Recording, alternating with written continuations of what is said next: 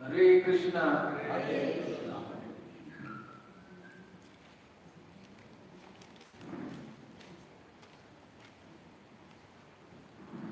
Om Namo Bhagavate Vasudevaya. Om Namo Bhagavate Vasudevaya. Om Namo Bhagavate Vasudevaya. Om Namo Bhagavate Vasudevaya. Om Namo Bhagavate Vasudevaya. Om Namo Bhagavate Vasudevaya. Okay, today we'll be doing chapter 8. Chapter 8, Attaining the Supreme. Slok 8.2. 8.2. Adi Yagna Adi Yagna Katham Padam Gotra Gotra Dehi Dehi Asmin Asmi Madhusudana Madhusudana Prayan Kale Kale Cha Cha Katham Padam Neo Neho Esi Vasi Niyat Atma Bhi Adi Yagna Katham Kotro Adi Yagna Dehi Asmin Madhusudana Prayana Kale Cha Katham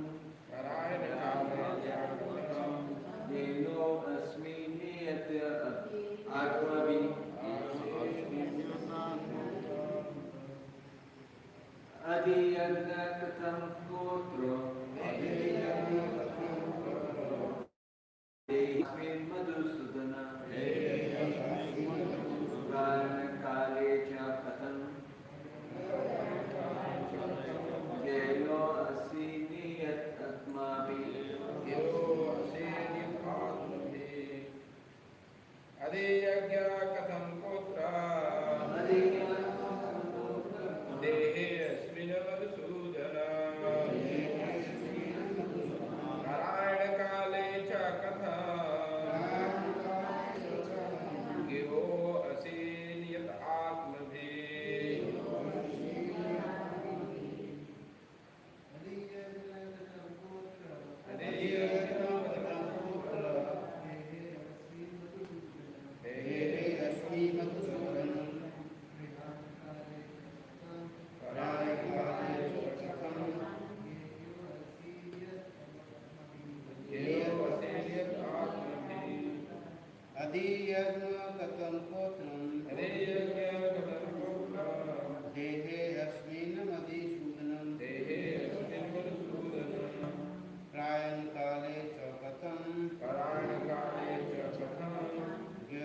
Asmi Niyat Atma Bhi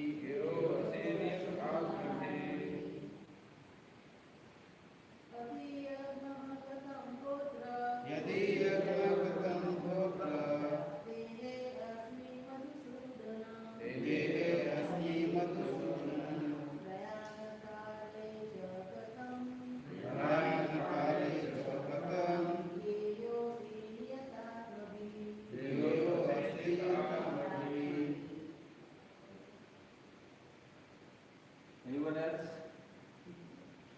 Huh?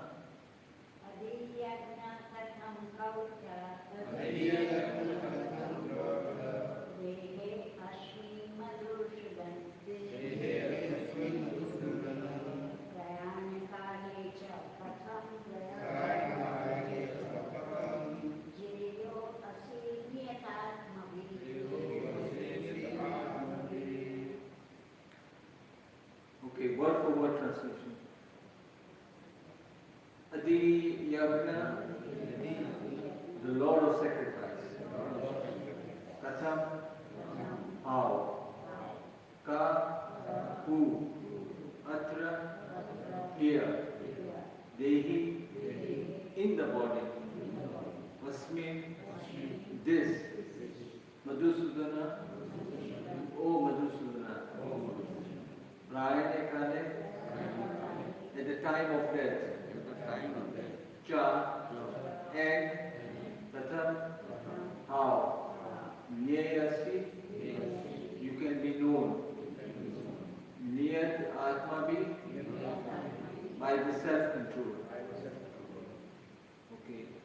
translation and purport by His Divine Grace, Srila Prabhupada.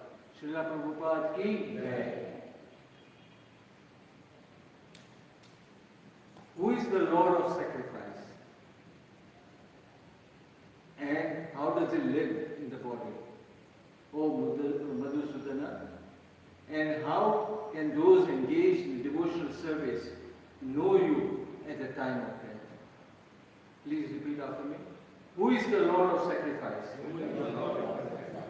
And how does He live in the body? O Madhusudana. And how can those engaged in devotional service know you at the time of death? Purport. Lord of sacrifice may refer to either Indra or Vishnu. Vishnu is the chief of the primal demigods, including Brahma and Shiva. And Indra is the chief of the administrative demigods. Both Indra and Vishnu are worshipped by yajna performances. But here, Arjuna asks, who is actually the Lord of yajna, sacrifice? And how the Lord is residing within the body of the living entity. Arjuna addresses the Lord as Madhusudana because Krishna once killed a demon named Madhu. Actually, these questions, which are of nature of doubts, should not have arisen in the mind of Arjuna. Because Arjuna is a Krishna-conscious devotee. Therefore, these doubts are like demons. Since Krishna is so expert in killing demons, Arjuna here addresses him as Madhusudana so that Krishna might kill the demonic doubts that arise in Arjuna's mind.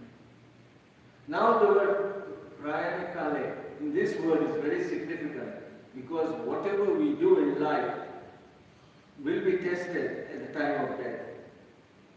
Arjuna is very anxious to know of those who are constantly engaged in Krishna consciousness. What should be their position at that final moment?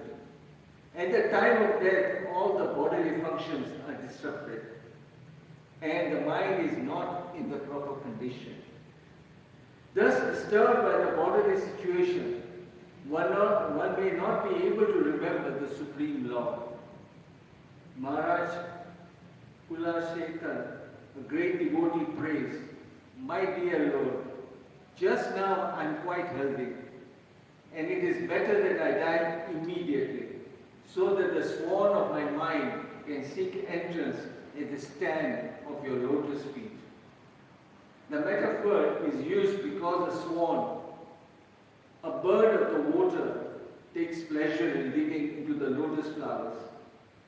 Its sporting proclivity is to enter the lotus flower. Maharaj Kulashekara says to the Lord, "Now my mind is undisturbed and I am quite healthy.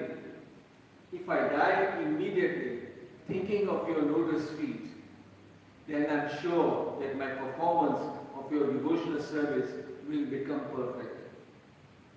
But if I have to wait for my natural death, then I do not know what will happen. Because of that time, the bodily functions will be disrupted. My throat will be choked up, and I do not know whether I will be able to chant your name. Better let me die immediately." Arjuna questions how a person can fix his mind on Krishna's lotus feet at such a time.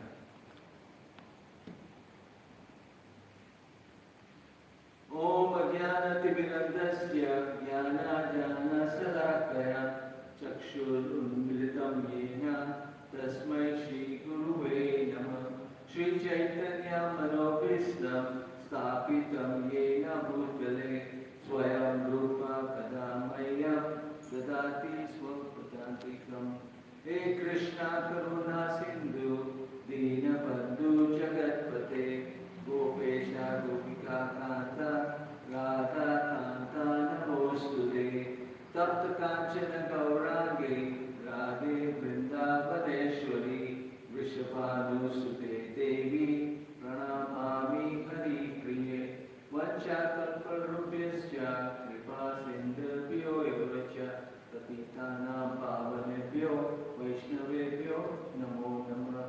Jai Sri Krishna Chaitanya Prabhu Nityananda Shri Advaita Gadadhara Shivasadi Gaura Bhakta Vrinda. Hare Krishna Krishna Krishna Hare Hare, Hare Rama Rama Rama Hare Hare.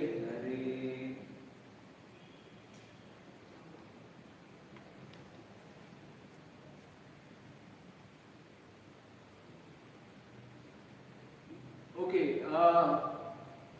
just one line summary of this number chapter 6. Chapter 6 we had concluded that bhakti is the best thing. We should be doing bhakti of the Supreme.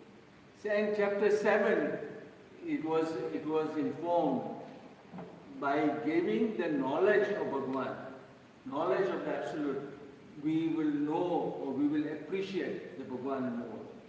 So in this chapter, chapter 8 is how to actually attain to Him. How do you attain Bhagwan? So this is the whole thing. And it is a connection with all these chapters. So in the last two slokas of chapter 7, Bhagwan had used a few words which now Arjuna is seeking clarification. He won't know. And at that time, he has asked 8 questions. So yesterday we had covered what the first sloka was, in which 5 of the questions were asked. And in this sloka, 3 more questions have been asked. So just to recap about those 8 questions which were there. The first one is, what is Brahman? That was the question which was asked. That was in 8.1. And it has been explained in 8.3. I think we'll be covering that in more detail tomorrow. But in 8.3, all 8.3 and 8.4, out of those 8 questions, 7 have been answered. 7 of the questions have been answered in the 2 slokas. In 2 slokas, the questions are being asked, and in 2 slokas, 7 of the questions have been answered. And then the rest of the chapter is for the 8th question. So, what is Brahman? Brahman is basically, it is to be understood as Jivatma. It is to be understood as Atma. Someone who has understood and has got a position. It is indestructible, eternally existing, and its constitution never changes. That is the meaning of Brahman. Right? So, then the question is, what is self? Because up till now it was understood that Brahman and Atma and self is all one and the same. But self here has been explained a little further. I think it says, what changes is the nature which can change, not the constitution of the Jivatma. The Jivatma cannot change the constitution, but the nature can change. And that is what is called Adhyatma. So it's called Sabhav as well. The Sabhav, the nature of that thing can alter. So that was the second question. The third question, what are the fruitive activities? Also karma. Karma has also been covered in the previous chapters of the Gita. It has been covered in detail in basically the first 6 chapters, the Karma Yoga is there. But here again, karma has been asked.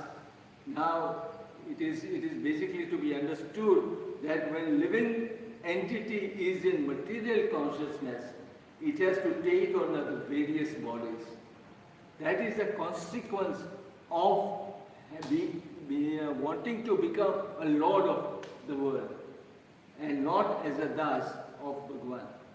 When he wants to enjoy himself, he is now forced to take on various bodies, various different things. And that thing attracts and he is being punished or is rewarded by the karma.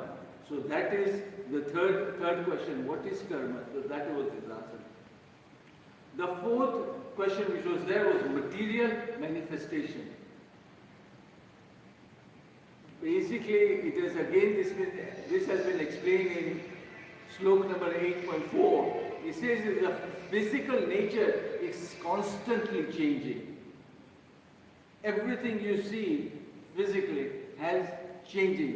And when you compare it with the human body or something, it is sort of going through 6 different phases. First is it gets born, it grows, it remains for some time, produces offspring, dwindles and vanishes. So these 6 processes are constantly happening. And that is the material manifestation which has been taking place. This whole creation has been done by Bhagwan for people who want to enjoy themselves, but at the same time to be used as a classroom for them to come out of this thing. So this material manifestation is like a jail which has been created for you to improve yourself.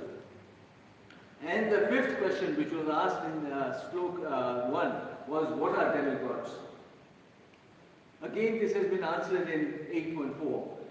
The conception of the universal form of the Supreme Lord, which includes all the demigods and their different planets, is called Adi Devya. So this is the Virat Swarup of Bhagwan.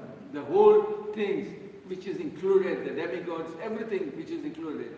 That is what has been understood and what are the demigods. So Bhagwan has answered these questions very briefly in order, because it doesn't concern too much about what the later part of the chapter is for, which is more important.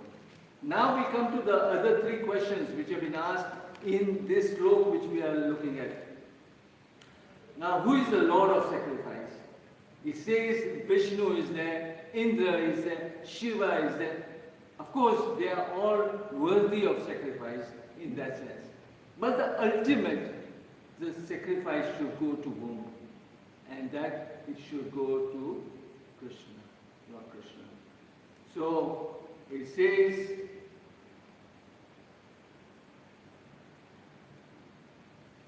and I, the Supreme Lord, represented as the super soul in the heart of every embodied being, am called Adi Yagna, the Lord of sacrifice. Bhagwan is himself declaring that. And why is Bhagwan, okay, going back, why is Bhagwan saying this? Because he is the only person who is able to answer these questions. Because that is why he has been addressed as Purushottam, as a Supreme Personality of God.